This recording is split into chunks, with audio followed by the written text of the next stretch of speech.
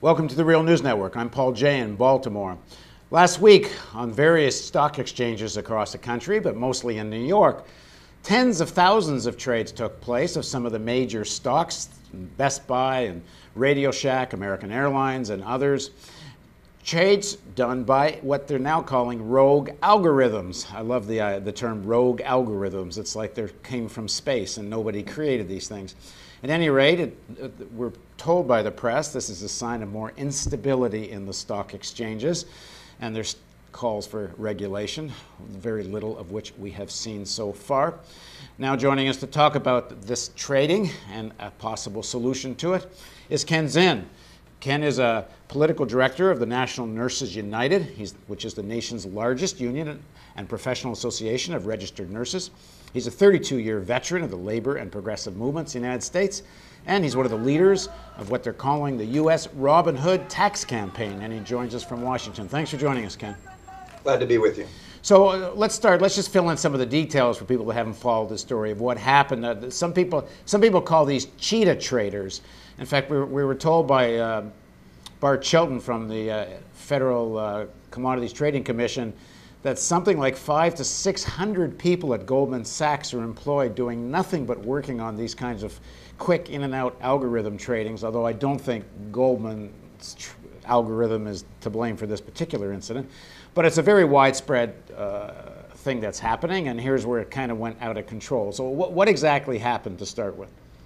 Well, there was a firm out of New Jersey, Knight, that is one of these high-frequency traders, or flash traders as they're also called, that trade on the markets using computers, and those computers use algorithms calculated to make profits on a tiny fraction of the margin. And what happens is they trade on the millisecond.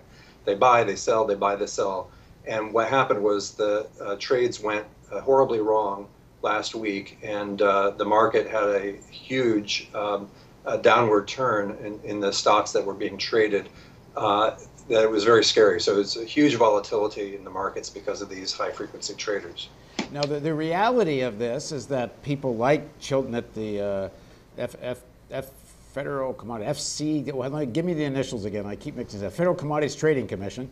They've been pushing to try to limit, regulate, get them out of the market, these flash traders, with no success at all. There was supposed to be something came out of Dodd-Frank that would do that, and they can't get any of these regulations passed.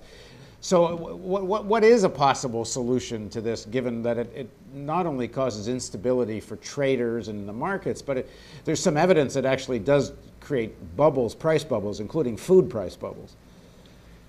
That's right.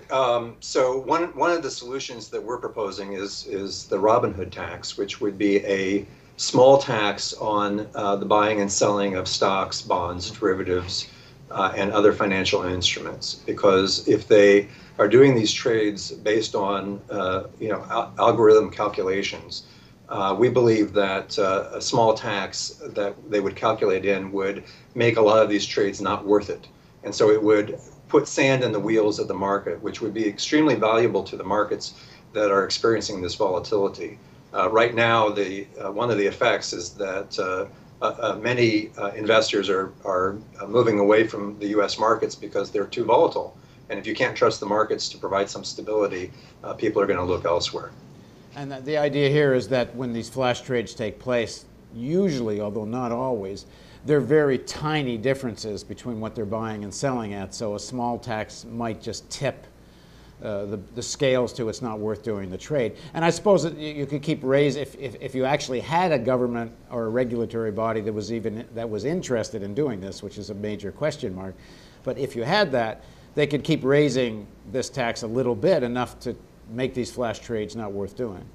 That's right. I mean, clearly in the instance last week, there was another flash crash 2 years ago where trillions of dollars literally were lost in 15 minutes of trading.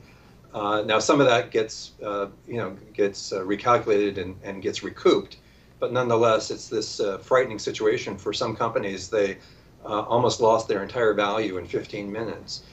So again, if regulators are asleep at the switch, we need a mechanism that will put sand in the wheels of this process and slow down the flash trading so that there's some stability in the market. Now, why are the nurses at the forefront of this fight? National Nurses United, California Nurses Association, which I helped give birth to, NNU. Why are you guys so involved in this? Some people might suggest this doesn't have anything to do with nurses particularly. Well, we do get told that. It's always a bit patronizing when women are told that they don't know enough about the financial markets. In fact, nurses know quite a bit, because they're seeing at the bedside in acute care hospitals across the country the massive health impact of the economic crisis that we're all living through right now. And they're seeing patients present in hospitals with all sorts of diseases that were not prevalent before, health conditions that are aggravated by the crisis, people literally who are choosing between taking their medications and eating.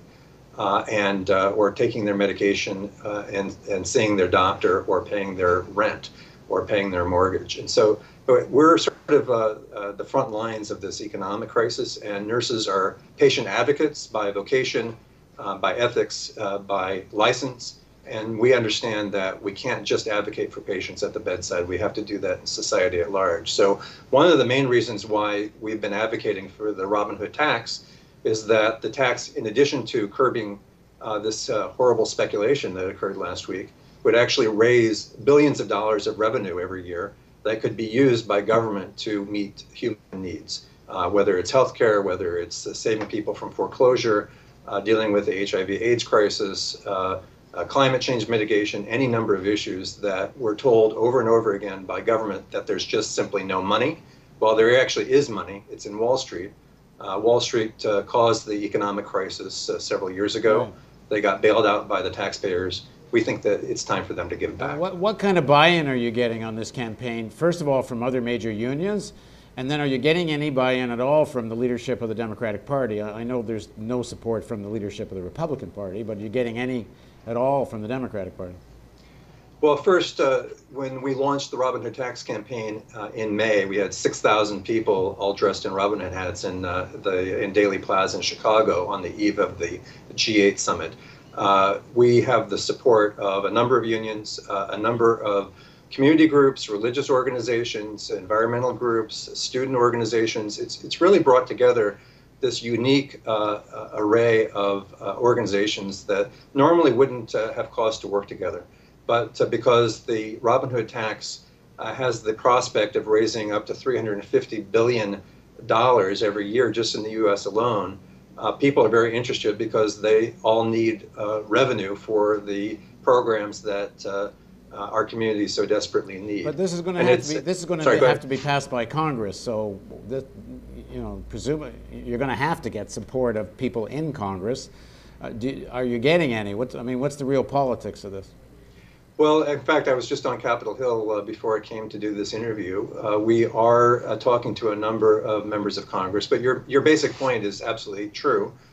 We don't have nearly the kind of support on Capitol Hill yet that we need, which is why we think we need to build a mass movement of people so that Congress will finally have the nerve to stand up to Wall Street. We were told by one aide on the Democratic side in the Congress that Wall Street owns this place, meaning Capitol Hill.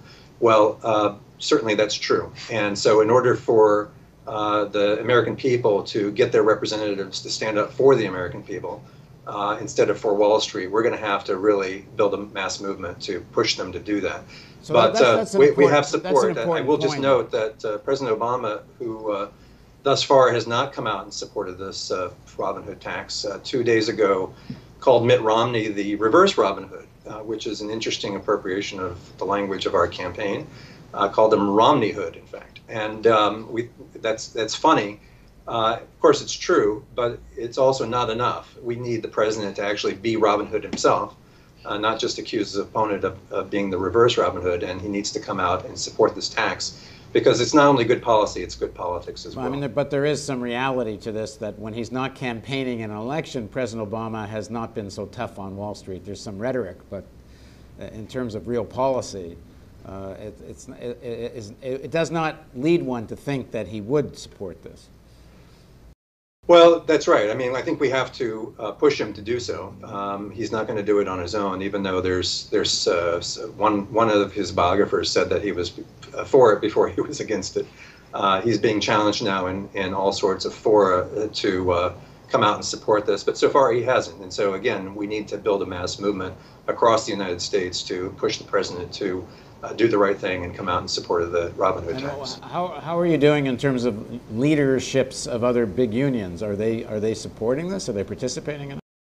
Yeah, a number of unions are. They've endorsed steelworkers, communication workers, Unite Here, the postal workers, the machinists. A number of unions have come out and endorsed this campaign and are solidly behind it. So we're very happy about that. Okay, Ken, Phil, thanks very much for joining us, and we'll keep checking in on this campaign as the work unfolds.